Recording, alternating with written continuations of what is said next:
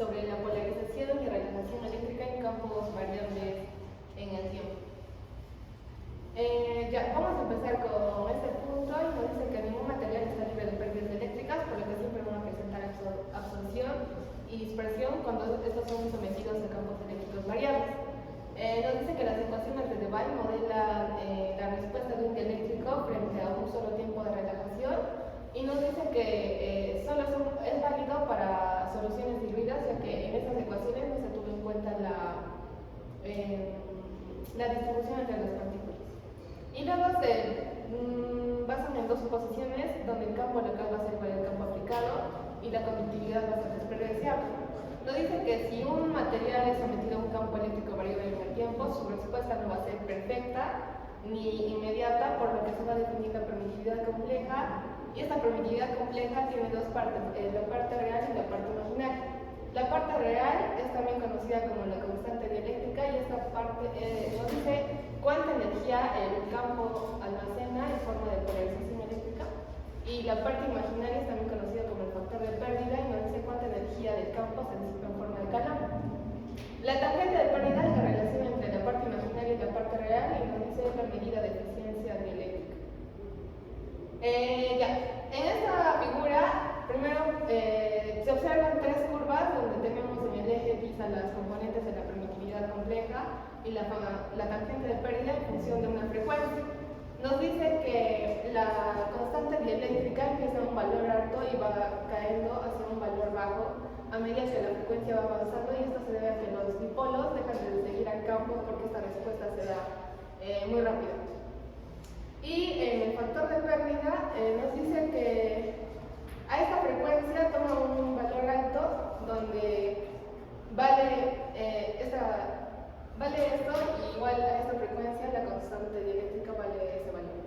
Y a esta frecuencia, bueno, la tangente de pérdida no es máxima en este punto, por lo que va a ser máxima en otro punto.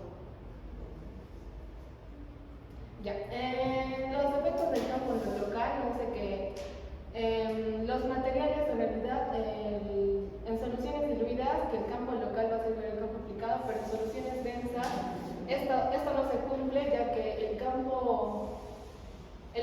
local va a ser igual al campo donde una molécula es el campo aplicado por una sola molécula individual, pero en realidad no se tiene una molécula, sino que se tiene distintas moléculas donde se encuentran polarizadas, y esto va a generar un campo externo, y para que las ecuaciones no se vean, para que las ecuaciones sigan, el tiempo de relajación es corregido mediante esta ecuación, y en los efectos de la conductividad nos dice que ahora la conductividad ya no va a ser despreciable, y al no ser despreciable, este va a contribuir a la parte imaginaria de la permitividad compleja, y se va a dar por esta ecuación. Ahora vamos a hablar de lo que es la trama de Coricol.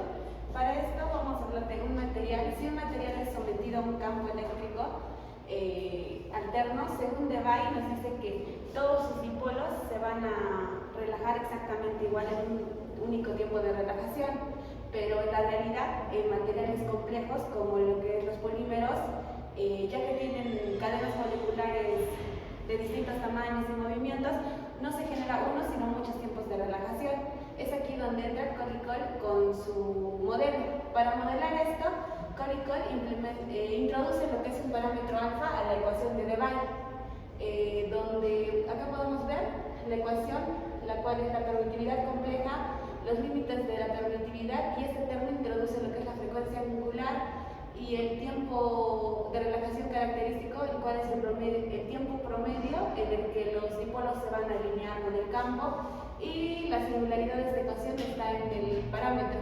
¿Qué nos dice este parámetro?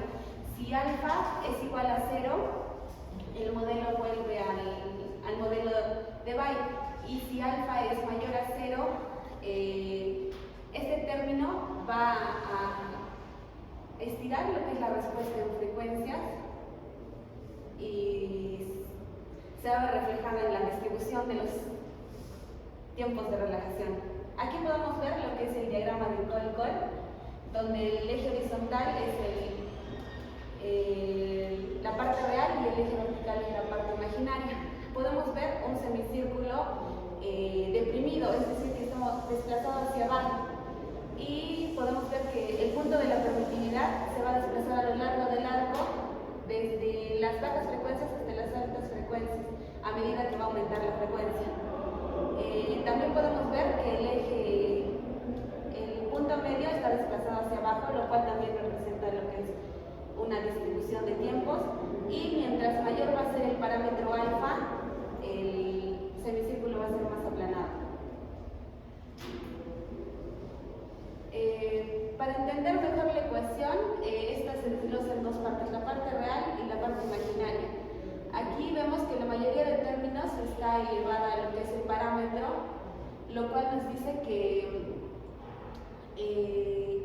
va a tener un comportamiento más gradual que lo que es la ecuación de Debye, que quiere decir que el cambio que va a tener de comportamiento no va a ser tan brusco, va a generar más bien un rango de frecuencias en los que van a existir diferentes respuestas. Y en lo que es la parte imaginaria nos vamos a centrar en lo que es el numerador, y donde nos dice que mientras mayor va a ser el parámetro alfa, el valor de coseno va a disminuir, por lo que también va a disminuir la altura máxima de pérdidas. Después acá podemos ver distintas ecuaciones, las cuales dos ya mencionamos, y la ecuación de Davidson-Coll, la cual en vez de introducir un parámetro alfa, introduce un parámetro beta. Es parecida a la ecuación de Coll-Coll, solo que estas son para relajaciones asimétricas y con otra forma de dispersión. Y la ecuación de Jabriliak-Negami, la cual es para materiales más complejos, se introduce lo que son dos parámetros, tanto alfa como beta. La permitividad completa no solo depende de la frecuencia, sino también de la temperatura, y esto se debe a que la respuesta de los dipolos depende fuertemente de la agitación térmica. ¿Y por qué la temperatura? Porque a mayor temperatura las moléculas tienden a moverse más y esto genera más agitación térmica, y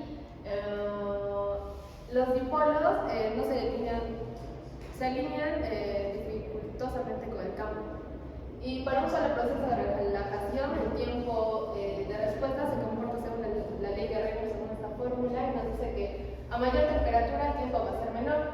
Y luego las ecuaciones de Debye son modificadas con un tiempo dependiente de la temperatura. En esta figura tenemos a las componentes de la permitividad compleja en función de una frecuencia variable.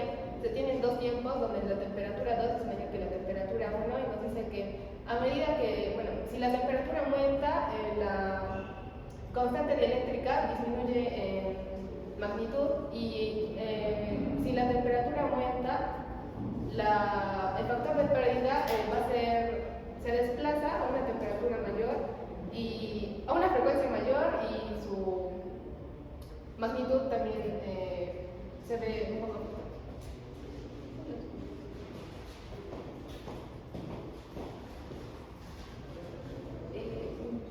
Ahora vamos a hablar de la dependencia del campo de la permitividad compleja.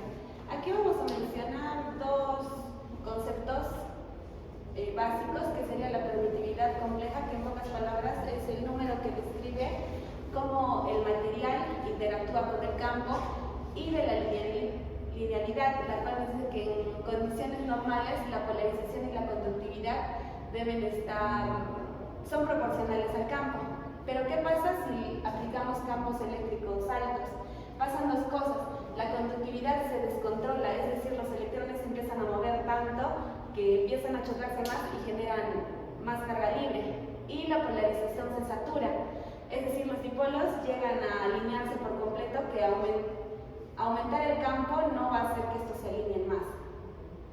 Estos dos están relacionados con esta ecuación, la cual es la densidad total del material, y vemos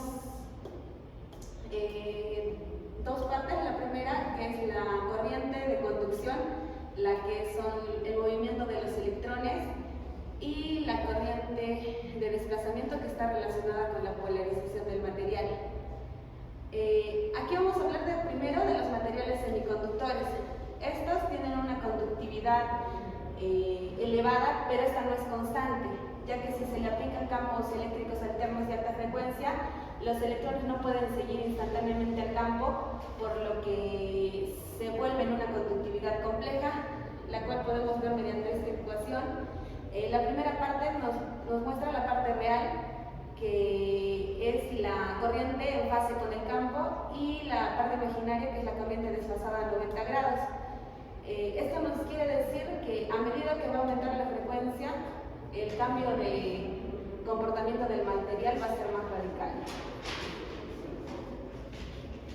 Después tenemos los materiales ferroeléctricos. Estos materiales tienen una propiedad única, que su polarización eléctrica puede cambiar de dirección con un campo externo. Y en el libro nos habla de dos ejemplos clásicos, los cuales son el TGS y el KDP, los cuales nos dice que tienen una temperatura característica llamada punto de Courrier, por lo que esto se relaciona con la ley de Courrier-Weiss, la cual podemos ver aquí, donde C es la constante de Courrier, T es la temperatura actual y TC es la temperatura de Courrier. ¿Qué nos dice esta ecuación? Que a medida que nos vamos a acercar a la temperatura de Courrier, la permitividad va a ser más alta. Y por último tenemos a los materiales aislantes. Estos materiales no conducen corriente, pero si se les aplica un campo, esos materiales se polarizan, es decir, sus cargas internas se separan. Esta polarización se puede dar de tres maneras: la polarización electrónica, iónica y orientacional.